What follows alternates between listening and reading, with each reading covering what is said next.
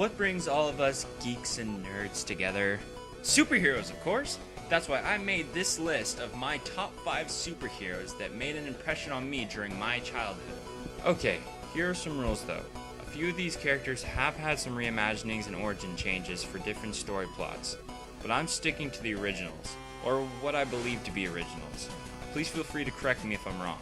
Also, if you don't agree with my list or the order it's in, remember, this is my list. You're more than welcome to make a list of your own. Without further ado, this is my top 5 superheroes. Number 5.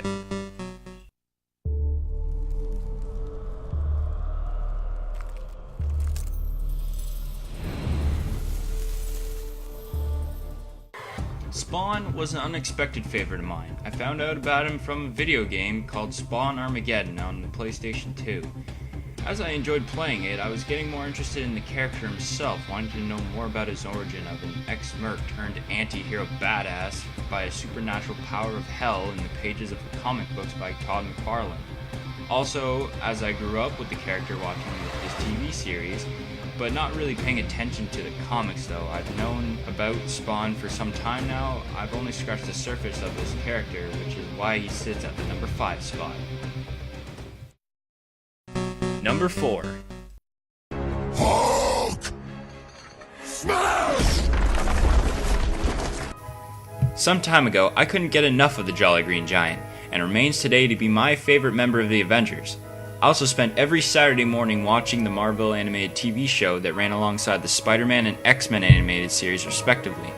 From movies to video games, I've played and watched as much Incredible Hulk as I could, from the 1978 TV series to the Incredible Hulk video games like Ultimate Destruction. Dr. Banner's curious case of the gamma rays have made his constant fight to cure and use his so-called disease to save the day.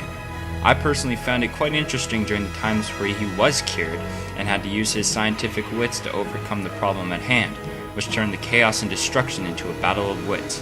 It made me keep coming back every time. Number 3.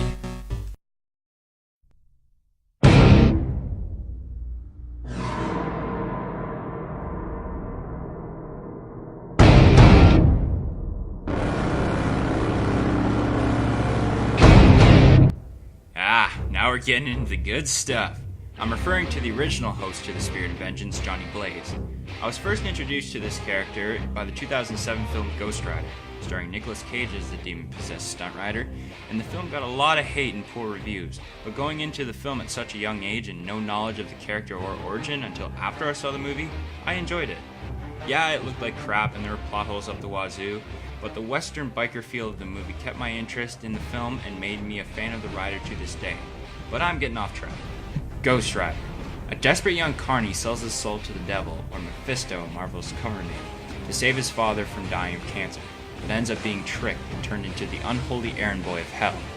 As Johnny Blaze is possessed by the Spirit of Vengeance, but later on takes control of the spirit and uses the Hellfire powers for good. Also, not only is this hero from one of my most fascinated areas in biblical scripture, he's decked out in biker leather and spikes with a painful looking chain whip and a pen and stare to bring down any cold-hearted sinner that walks in his path. Number 2.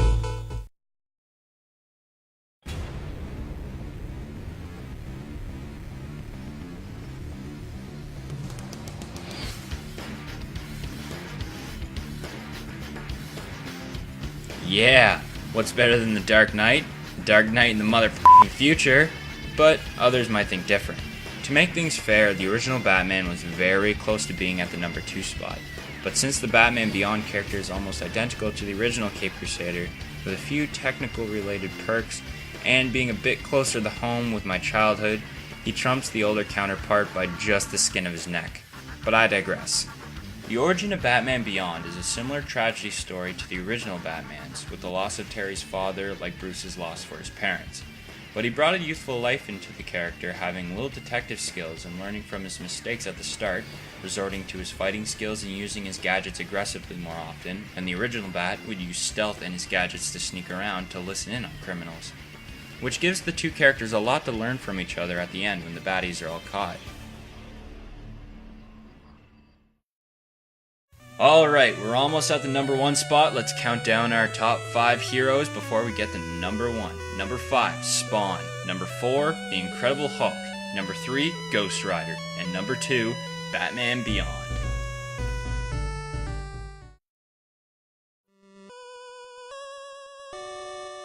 Number 1.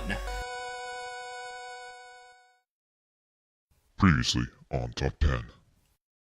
If I were to make a top 10 list of my favorite superheroes, hands down, Spider-Man would be my number 1 spot. My number 1 spot.